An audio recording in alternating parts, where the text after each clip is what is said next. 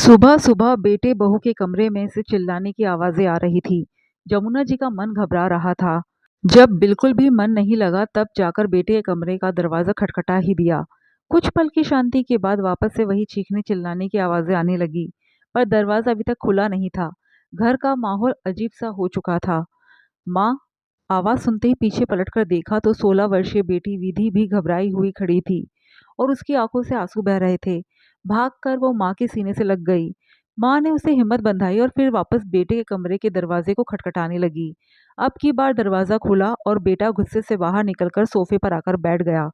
उसके पीछे पीछे जमुना जी भी आ गई और पूछा, अरुण क्या हुआ बेटा? तुम तुम लोग लड़ क्यों रहे थे? सब सब ठीक तो है ना? पर अरुण ने कुछ नहीं कहा, बस दोनों हाथों से अपना सिर पकड़कर बैठ गया। अब बेटे ने कोई जवाब नहीं दिया तो जमुना जी बहू के पास अंदर कमरे में जाने लगी। अभी दरवाजे तक पहुंची ही थी कि बहू दन दनाती हुई कमरे से बाहर निकल आई। साथ में बैग भी था, जिसे देखकर जमुना जी और घबरा गई। बहू, ये बैग लेकर कहाँ जा रही है? बस बहुत हो गया, अब मुझसे बर्दाश्त नहीं होता। नहीं रहना मुझे यहाँ, मैं अपने मायके जा रही हूँ, बहू चिल्लाते हुए बोली। लेकिन हुआ क्या, बता तो सही। जब तक बताओगे नहीं समस्या का हल क्या निकलेगा? और इस तरह अपना घर छोड़कर मत जा, तू हमारे घर की इज्जत है, जमुना जी उसे समझाते हुए बोली। लेकिन उसे नहीं समझना था और वो समझी भी नहीं। जमुना जी को एक तरफ हटाती हुई बहू नेहा गुस्से में घर से निकल गई। जमुना जी भी उसके पीछे पीछे उसे रोकने के लिए गई। देखा तो दरवाजे के बाहर आस पड़ोस आने जाने वाले लोगों की भीड़ इकट्ठा हो चुकी थी। उन्हें देखकर जमुना जी की आंखों में आंसू आ गए। सीना धक से रह गया। हे भगवान, मेरे घर का तमाशा हो रहा है। मन ही मन सोचती हुई वो दौड़ती हुई अरुण के पास आई। बेटा रोकना उसे, आज तो लोग इकट्ठे हो गए हमारे घर के बाहर, हमारी घर की इज्जत का तमाशा बन रहा है। भगवान के लिए उसे रोक, चुप क्यों बैठा है? माँ, वो जाती है तो जाने दो, क्या करोगे ऐसी बहू का? अरुण उनका हाथ पकड़ते हुए बोला। बेटा ऐसा नहीं बोलते, वो पत्नी है तेरी, तू समझा उसे, वो रुक जाएगी। पत्नी है तो क्या करूं? कैसे जिद लेकर बैठी है वो?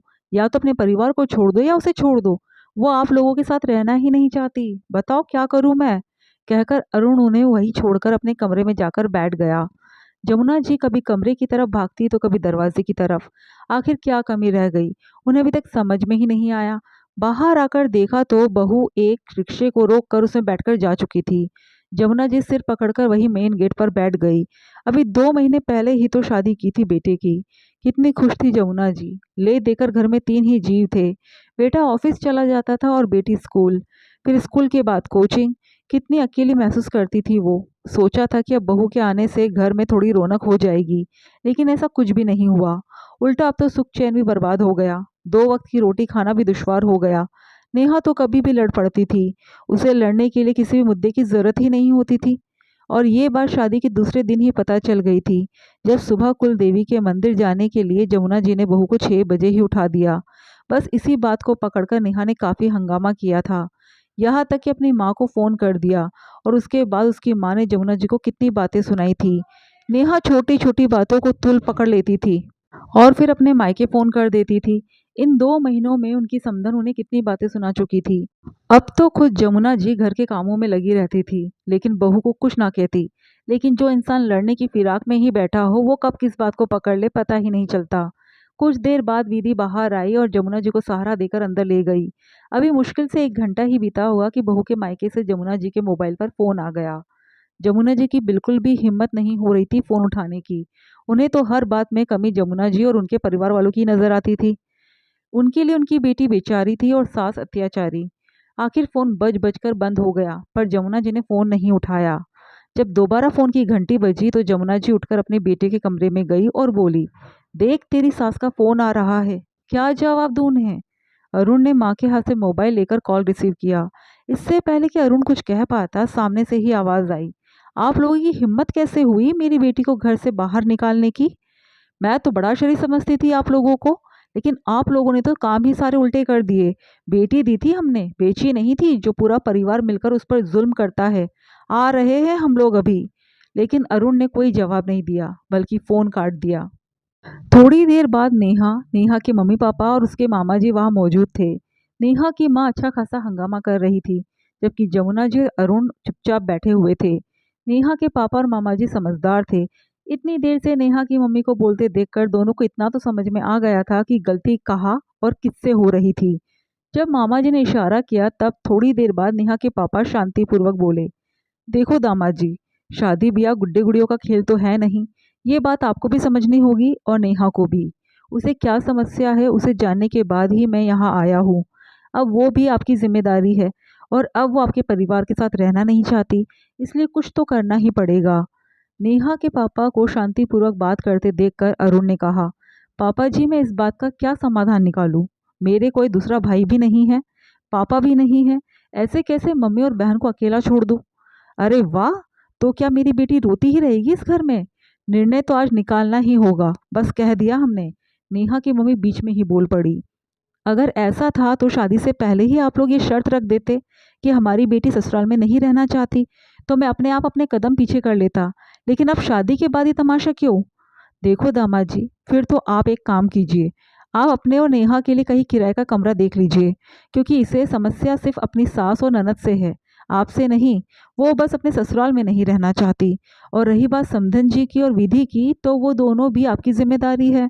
तो महीने की आधी सैलरी अपनी मम्मी और बहन को खर्च के लिए दे दीजिए। मेरी नेहा तो आपके साथ कम में भी एक कमरे में भी खुश रह लेगी, कम तनख्वाह में भी अपना गुजर बसर कर लेगी। बड़ी सीधी सादी बेटी है मेरी। अपने पापा के मुंह से ऐसी बातें सुनकर नेहा के पैरों तले जमीन खिसक गई। वही नेहा की माँ बोली, अरे भला नेहा क्यों एडजस्ट करेगी? 2 मंजिला मकान है इनका। समधन जी तो ऊपर एक कमरे में अपनी बेटी के साथ रह लेगी और इनके खर्चे नेहा क्यों उठाए? अभी तो इनके हाथ पैर सलामत है। अच्छा, इसलिए तुम अपने बेटों को लेकर नहीं आई हो? तभी मैं सोचूं कि बड़े भाई है, लेकिन उसके बावजूद अपनी छोटी बहन के ससुराल तुम उन्हें लेकर जाना नहीं चाहती थी। अपने ही पति के मुंह से ऐसी बातें सुनकर वो चुप हो गई। देख नेहा, मुझे तेरे ससुराल वालों में तो कोई कमी नजर नहीं आ रही, कमी तो तुझ में है। अपनी माँ के कहने पर आकर अपना घर बिगाड़ने में तुली हुई है। और जब ससुराल में रहना ही नहीं था तो शादी से पहले ही ये शर्त रखती, फिर हम सोचते कि क्या करना है और क्या नहीं। शादी के बाद ये सब तमाशा क्यों? मामा जी नेहा को डांटते हुए बोले, अगर तुझे तेरे पति के साथ अकेले रहने का शौक है तो बिल्कुल रह, लेकिन समधन जी और उनकी बेटी ये मकान छोड़कर कहीं नहीं जाएगी, बल्कि तुझे किराए के कमरे में खुद को एडजस्ट करना पड़ेगा।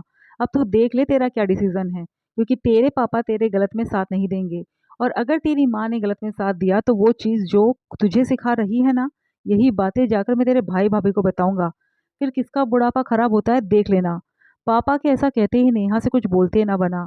उसने अपनी मम्मी की तरफ देखा तो उसकी मम्मी भी अब कुछ कह नहीं पा रही थी। समधन जी, आज के बाद कोई भी समस्या हो आप मुझसे सीधे बात कीजिएगा। आपकी बहू है, इसी घर में रहेगी, इसके गलत में उसके पिता उसके साथ नहीं देंगे। कहकर नेहा के पापा ने जमुना जी के सामने हाथ जोड़ दिए और वहां से वो लोग नेहा को वहीं छोड़कर रवाना हो गए। अब नेहा को भी समझ में आ गया था कि पापा उसका साथ नहीं देंगे, इसलिए अपने आप ही उसे चुप रहना पड़ा।